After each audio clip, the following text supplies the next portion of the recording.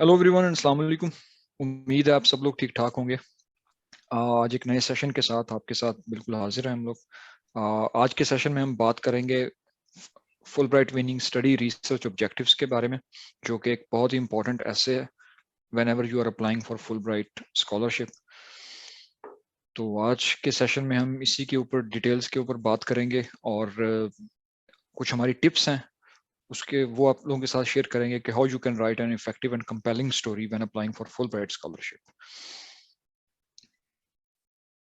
वो दोस्त ने आज हमें पहली मरतबा ज्वाइन किया है, तो वंस अगेन एक brief introduction about myself. I am Mohsin Rame. I am a data science fellow at the University of Exeter and the Alan Turing Institute. I went to Iowa State University in 2015 on Fulbright scholarship and I had my PhD in plant diseases. इसके साथ हमें आज join किया है doctor आजम अली शेर ने, who is actually like Yasser, he was also my cohort fellow. And let's move towards him and he will introduce and will tell us more about his research and his program. जी आजम भाई। First thank you so much Mohsin भाई for inviting me और बाकी भी सब लोगों का जिन्होंने आज हमें सेशन में ज्वाइन किया है। जैसे मोहसिन भाई ने मेंशन किया कि हम दोनों कोहोर्ट फेलो हैं, तो मैं मास्टर्स करने आया था यहाँ पे और मेरा मास्टर जो था वो एपिडेमियोलॉजी में था, अगर ब्रॉडली कहा जाए तो पब्लिक हेल्थ में।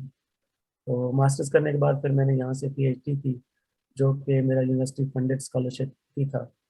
तो काइंड ऑफ मुझे दोनों तरह का एक्सपीरियंस है कि फुल ब्राइट और फुल ब्राइट के अलावा जो यहाँ पे यूएस फंडेड स्कॉलरशिप जो होते हैं वो कैसे विन करते हैं।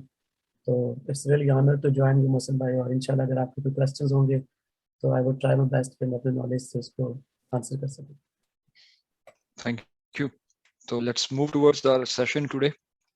अच्छा, सेशन की तरफ मूव करने से पहले मैं आप लोगों के साथ शेयर करना चाहूँ कि जो लोग एक्टिवली फुल ब्राइट के बारे में अप्लाई कर रहे हैं वो जानते ही होंगे कि Fulbright for 2023 has already been announced और इस साल की जो डेडलाइन है वो मई 11 है and they are coming back to normal their like pace कि for last 2 years actually उनकी जो deadlines थी वो extended थी, लेकिन once again like previous years तो वो again मई में अब उनकी deadlines आना शुरू हो रही हैं। तो applicants actually got only 3 months. So if you are an aspiring applicant for Fulbright scholarship and you want to apply this year, so you are only left with 3 months, and within 3 months you have to prepare your application, your essays, your documents. तो be active. और हमारे sessions करने का जो मकसद है वो भी यही है कि आप लोगों को हर स्टेप पे और हर एक जो ईच इम्पोर्टेंट कंपोनेंट है उसके बारे में गाइड करना। तो अब हम पहले जो वीडियोस हैं उनको भी आप देखें और इसके ऊपर एक्टिवली फिर तैयारी करें if you are aspiring to apply this year. If you have further any like technical questions जो कि स्पेसिफिक क्वेश्चंस हैं, तो उसके लिए आप ये लिंक दिया गया है, इसका स्क्रीनशॉट ले सकते हैं, इसको भी देख सकते हैं। और उनकी ईमेल आईडी जो है info@uscfp.org, ये इसके ऊपर आप ईमेल भी कर सकते हैं। And they are very friendly and kind people, और ये आपको बहुत जो क्विकली है रिस्पॉन्ड करेंगे।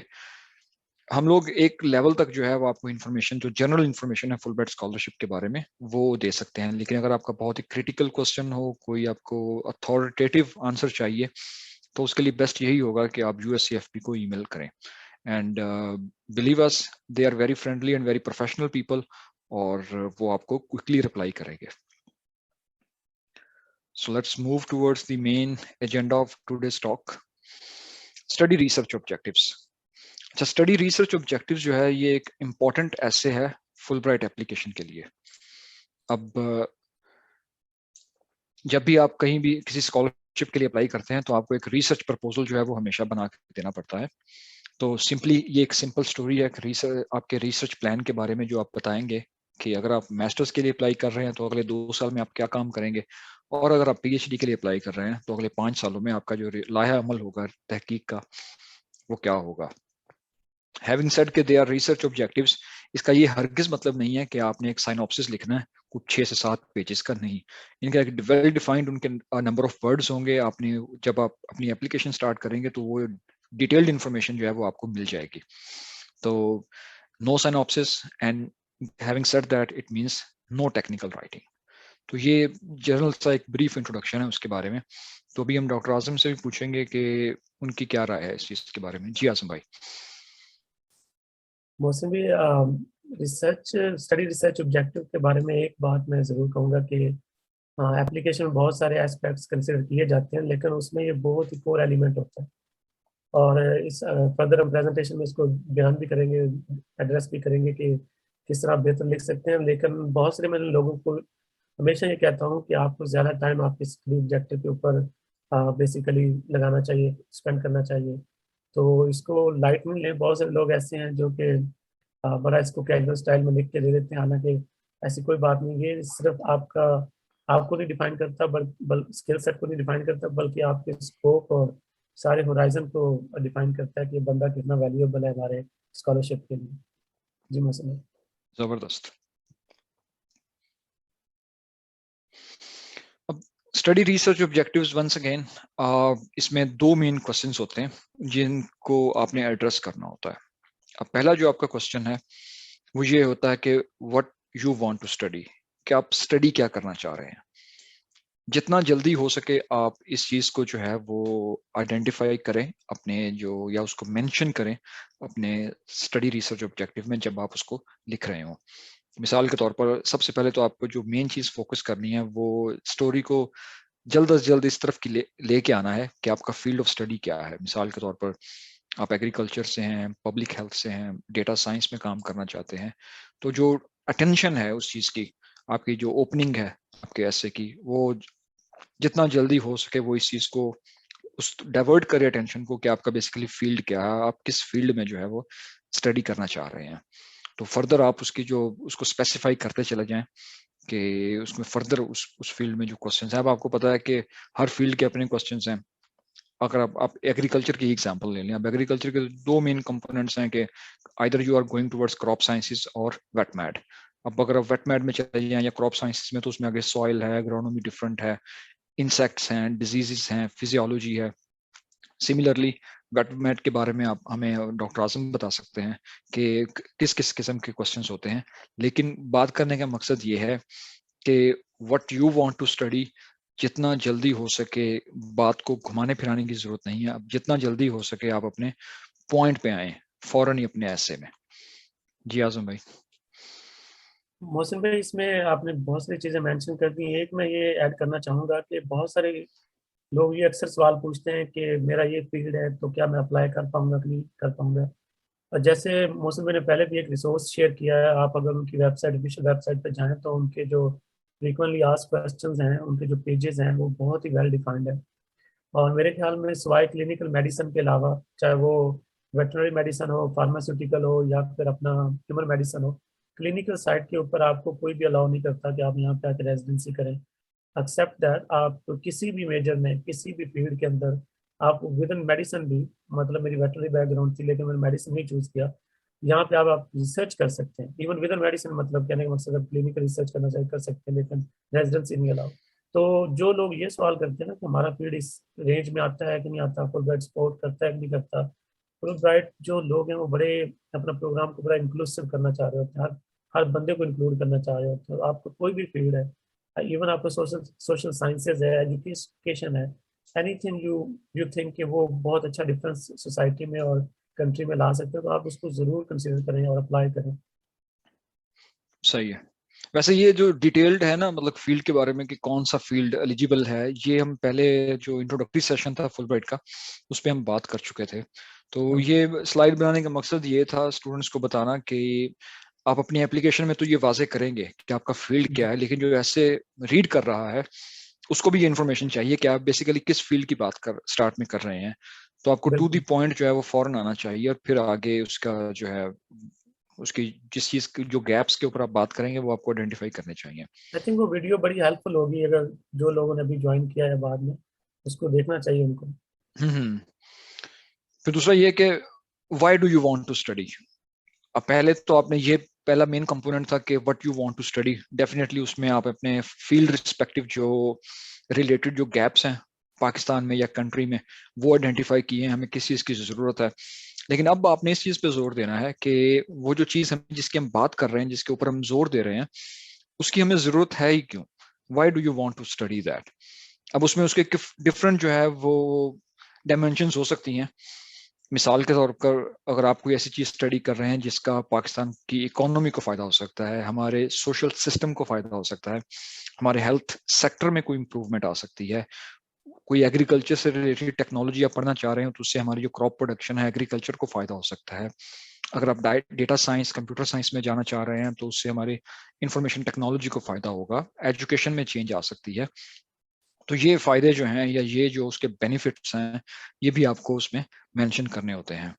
ये कंपोनेंट है, इनकी जो लिस्टिंग है या इनकी जो मतलब कि कहाँ पे इनका जिक्र करें ये स्टोरी फॉर्म में अब आपने लिखना है, और ये चेंज हो सकता है, वेरी हो सकता है, लेकिन हम जिस चीजों के ऊपर बात कर रहे हैं वो है कि कौन कौन से की कंपोनेंट्स हैं जिनके ऊपर आपको बात करनी चाहिए या जो चीजें आपको मेंशन करनी चाहिए। आजम भाई, would you like to add anything here? नहीं मौसम भाई, आपने काफी अच्छा इसको डिफाइन किया। Thank you. चलें अब हम नेक्स्ट चीज की तरफ चलते हैं कि हमारे अब जो टिप्स और ट्रिक्स हैं कि आप कैसे एक कंपेलिंग स्टोरी लिख सकते हैं और एक अच्छा जो है स्टडी रिसर्च ऑब्जेक्टिव्स का ऐसे जो है उसको तैयार कर सकते हैं। अच्छा, एक चीज जो सबसे पहले मुझे लगती है कि जो की कंपोनेंट है वो सबसे पहले आपको अपने जो फ्यूचर रिसर्च इंटरेस्ट्स हैं उनको डिफाइन करना चाहिए। अगर आपने बैचलर्स किया है, मास्टर्स किया है और आपको ये नहीं आइडिया कि आपने फ्यूचर में आपका इंटरेस्ट किस चीज के ऊपर, किस टेक्नोलॉजी के ऊपर काम करना है, कौन से फील्ड में काम करना है, तो you need a lot more like information और you need more time to define that. So आप अपने बैचलर्स के आखिरी सालों में हैं या मास्टर्स कर रहे हैं तो जितना जल्दी हो सके अपने फ्यूचर रिसर्च इंटरेस्ट को डिफाइन कीजिए। अब उसमें आप क्लाइमेट चेंज के ऊपर रिसर्च करना चाहते हैं, आप उसको पकड़ लीजिए। आप मैकेनिकल इंजीनियरिंग में कोई फील्ड है, आप डेटा साइंस में जाना चाहते हैं, तो आप नैरो डाउन कर लीजिए जितना जल्दी हो सके, तो उतना ही आपके लिए बेटर होगा।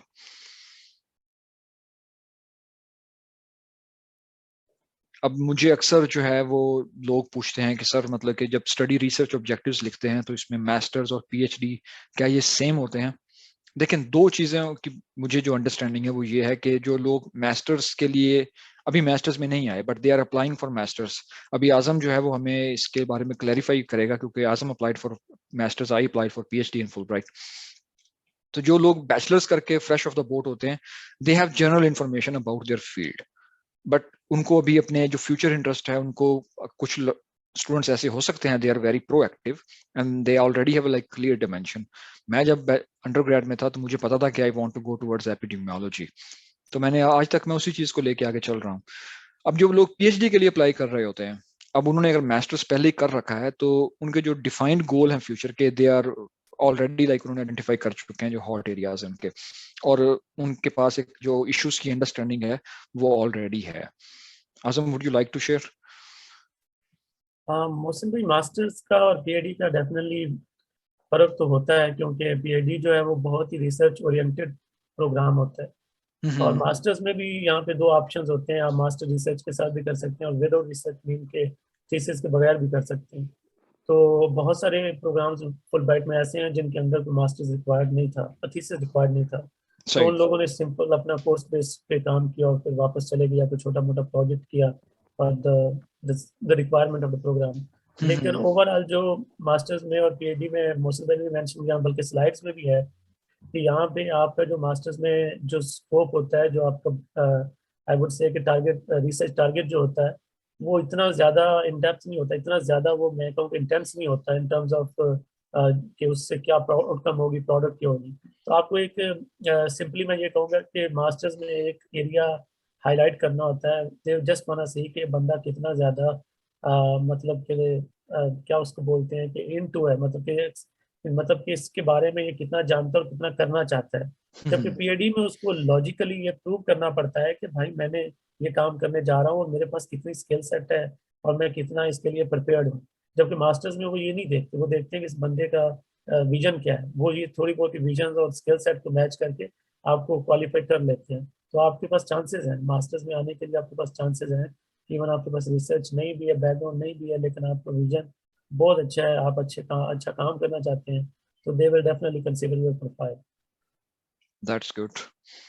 बाकी अगर आपका कोई क्वेश्चंस हो तो आप उसमें मतलब लिख भी सकते हैं, और पार्टिसिपेंट्स हमारे पास कोई इतने ज्यादा नहीं है, तो आई वुड लाइक टू सी के कितने पार्टिसिपेंट्स जो हैं वो एस्पायर कर रहे हैं फॉर मास्टर्स, और कितने जो है वो पीएचडी के लिए. So let's like have them like involved in this session. So participants do send us like in the chat में आप लिख सकते हैं कि आप पीए मास्टर्स के लिए अप्लाई कर रहे हैं या पीएचडी के लिए, सो हमें उसे एक आइडिया हो जाए और थोड़ी सी एक्टिविटी भी हो जाए. मास्टर्स.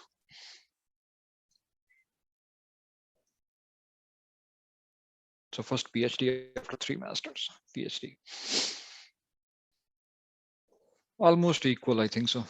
चल रहा है.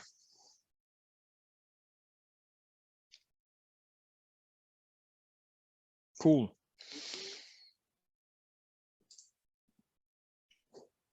तो जो मास्टर्स के लिए अप्लाई कर रहे हैं वो उनके लिए उनको भी एक अपना जो स्पेसिफिक नीश है उसको आइडेंटिफाई करना चाहिए, और उस नीश के मुताबिक जो है वो अपना स्टडी रिसर्च ऑब्जेक्टिव्स जो है वो लिखना चाहिए.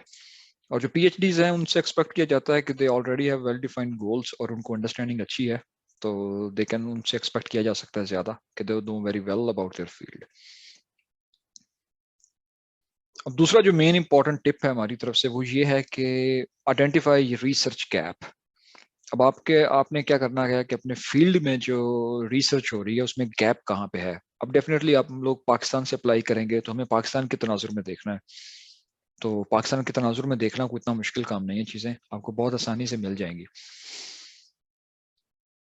अब कैसे आप लोग जो है वो रिसर्च गैप्स जो अपने फील्ड में आइडेंटिफाई कर सकते हैं. देखें, ये क्वेश्चन मुझसे बड़ी मरतबा हुआ है, यूनिवर्सिटी ऑफ एग्रीकल्चर फैसलाबाद में भी मुझसे हुआ था ये, कि how they can the students or applicants can easily identify the research gaps. तो मेरा उसमें आंसर यही है कि वो लोग या वो स्टूडेंट्स जो अपने फील्ड के मुतालिक अपने रिसर्च के मुतालिक लिटरेचर को खंगालते हैं या पढ़ते रहते हैं, उनकी रीडिंग हैबिट है अपने फील्ड के मुतालिक पढ़ना, और वो लोग जो अपने जो पीयर्स हैं, प्रोफेसर्स हैं, फ्रेंड्स के साथ डिस्कस करते हैं इन टॉपिक्स को, और जो खुद से सेल्फ रिसर्च करते हैं चीज़ों के बारे में, उनके लिए रिसर्च गैप्स को आइडेंटिफाई करना कोई मुश्किल काम नहीं होता है, क्योंकि जितना आप लोग पढ़ेंगे उतना ज्यादा आपको चीजों के बारे में नॉलेज ज्यादा आएगा, और जितना कहाँ कहाँ पे गैप है. और मैं पहले भी बता चुका हूँ कि पाकिस्तान के बारे में गैप को आइडेंटिफाई करना कोई इतना मुश्किल काम नहीं है. आप रिसर्च पेपर्स पढ़ें अपने फील्ड के मुतालिक, एक हैबिट बनाएं कि हफ्ते में आपने एक रिसर्च पेपर, अच्छा रिसर्च पेपर जो है उसको पढ़ना है, तो उसके डिस्कशन सेक्शन में आपको मिल जाएगा कि अगर तो पेपर अच्छा है वाकई, तो जो ऑथर्स हैं वो आइडेंटिफाई क्लियरली कर देते हैं कि आगे फ्यूचर में हमें किस चीज़ की ज़रूरत है, तो that's not actually a big thing और big deal. Azam, would you like to add anything here? Mohsin भाई, ये मतलब ये बहुत ही क्रिटिकल स्टेप है. मैं तो बल्कि आपको इंकरेज करूंगा कि किसी वक्त टाइम निकाल के इसके ऊपर बकायदा एक सेशन होना चाहिए कि how to create a good research question.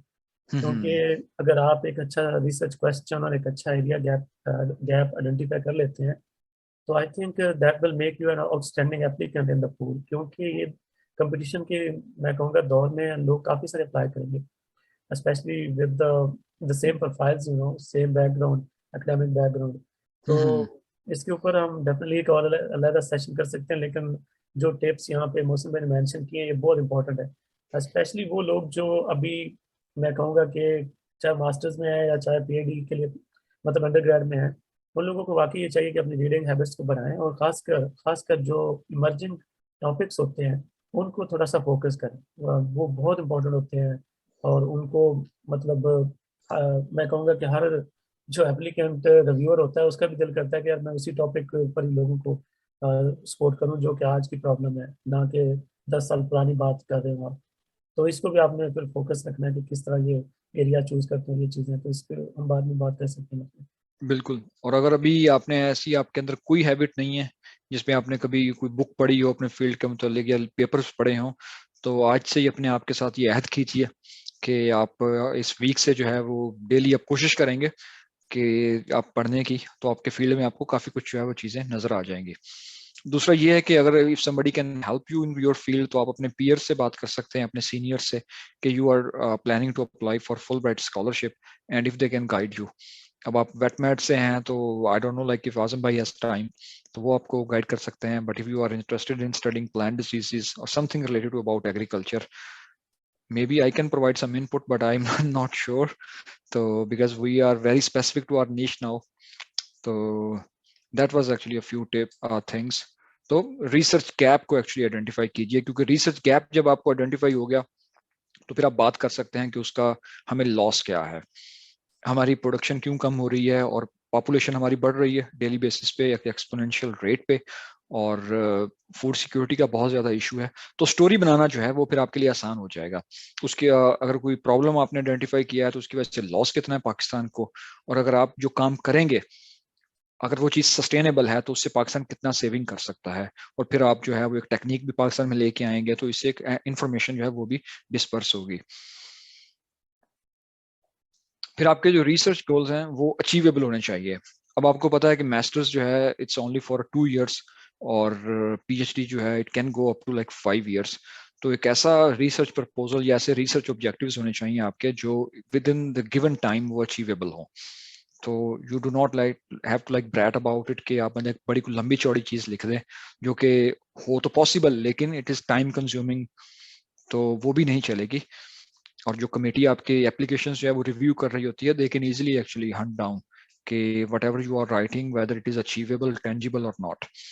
तो इस चीज के ऊपर को खास ख्याल में रखें कि वो चीज छोटी हो, कॉम्प्रिहेंसिव हो, एक इम्पोर्टेंट टॉपिक हो, लेकिन वो गिवन लाइक 2 to 3 years की रिसर्च के बाद जो है आप उसके आंसर करने के वो मतलब के काबिल हो सके, उस चीज को पूरा कर सके। लास्ट बट नॉट लीस्ट, अभी जो पॉइंट्स हैं वो हमारे फ्यूचर आएंगे आगे, वो ये कि वो वेल रिटन हो, आप उसको बार बार लिखें, अभी से जल्दी से अभी से लिखना शुरू करें, अपना फर्स्ट ड्राफ्ट तैयार करें, फिर सेकंड ड्राफ्ट, फिर थर्ड, और फिर उसके ऊपर उसको ग्रामेटिकल उसको फ्री करें, एरर फ्री करें, और उसको एक फ्लो होना चाहिए जितना हो सके, रिडंडेंसी कम हो, रेपिटेशन कम हो, क्योंकि ये गिने चुने लफ्ज हैं, मतलब 600 to 700 और maybe like 800, but you need to check how much they are requiring this time. और सो आपको एक अच्छा पैकेज है जो एक पेज पे जो है वो एक अच्छी चीज जो है वो एक लिखनी है। तो बी क्रिएटिव, वो मक्खी पे मक्खी मारने वाली बात नहीं है कि अगर आपने कुछ 4-5 सैंपल पकड़े, गूगल से कॉपी किए और उनको देख के वो तीसरी चीज बना दी है। हाँ, वो ये हो सकता है कि वो फर्स्ट ड्राफ्ट जो है वो एक बन सकता है उससे, but don't take it as a last draft और फाइनल ड्राफ्ट। तो अपना फर्स्ट ड्राफ्ट जो है वो ही हमेशा एक ज्यादा एनर्जी कंज्यूम करता है, डिफिकल्ट बनाना होता है, लेकिन ये कि जब वो तैयार हो जाए तो मूव टुवर्ड्स क्रिएटिविटी, क्योंकि अमेरिका में खास तौर पे क्रिएटिविटी या उसको बहुत ज्यादा जो है वो इनकरेज किया जाता है। लेकिन ये इन द सेंस कि आपने राइटिंग में क्रिएटिविटी कैसे लेके आनी है, तो it will take time, but if you start early you can finish early. Azam, would you like to share any tips here? हाँ, नहीं मौसम भाई, ये बहुत ही मैं कहूँगा कि कोर मैसेजेस हैं, और अच्छा राइटर होना भी बहुत जरूरी है। मैं ये भी बता दूं कि खैर हम्म। मतलब मैंने इसके ऊपर मेरे ख्याल में पर्सनल स्टेटमेंट के ऊपर एक बहुत अच्छा सेशन किया है यासिर भाई के साथ, और वो वाकई मतलब वो भी बहुत अच्छा है, आप उस वीडियो को भी देखिए। और ये जो अपनी अपने जैसे बोलते हैं साइंस कम्युनिकेशन का, मुझे अंदाजा नहीं था यूएस में आने से पहले कि कितनी इंपॉर्टेंट चीज़ होती है। अगर आप अपने मैसेज को अगले तक डिलीवरी ना सही कर पाए तो उसका कोई फायदा नहीं है, चाहे आप जितनी बड़ी प्रॉब्लम लेके बैठ जाएं कि मैं तो इतना बड़ा मसला हल करने के चक्रों में था, लेकिन फुलब्राइट वालों ने तो मुझे घास ही नहीं डाला। उसकी रीजन ये है कि वो जो रिव्यूअर था वो समझ ही नहीं पाया कि आप क्या क्या कहना चाह रहे हैं। तो बी वेरी क्रिएटिव और वेल ऑर्गेनाइज्ड हो आप, और कोशिश करें कि बड़े कोहेरेंट हो जब आप राइट कर रहे हो, कि बंदे को इंटरेस्ट पैदा हो। जी मौसम भाई। जी, इन शॉर्ट कि आपने एक इंटरेस्टिंग स्टोरी लिखनी है, और एक ऐसी इंटरेस्टिंग स्टोरी हो कि जो रीडर है आपका, रिव्यूअर, वो उसको पढ़े और वो उसको मतलब कि उसका दिल करे कि उसको कंप्लीटली और थॉरली फिर उसको पढ़ता चला जाए। Last but not least again के डू नॉट प्लेजराइज। अगर मैं या मतलब कोई भी जो प्रीवियस फुल ब्राइट ग्रांटी है वो आपके साथ अपने एसेस शेयर करता है, तो do not copy paste it. You can use that to get an idea that how you can write, तो but never plagiarise, it's a bad habit. तो that's all for today, and in how much time we are done, like under like 30 minutes, So now this session is open for discussion, and if you have any question, we'll be happy to answer your questions, or you can type and write your questions and send us in chat. और once again ये मेरा एक छोटा सा group है Facebook के ऊपर, तो लिंक ऑलरेडी मैंने शेयर कर रखा है. If you go up in the chat and if somebody can like copy and paste it here, I will be grateful. So you can also join this group. And also, like, if you have a question, you can either email me, or it would be better like if you can write a good post in this Facebook group, ताकि और लोग जो हैं वो भी आपके सवाल से जो है वो मुस्तफीद हो सके. So it will be a collective effort.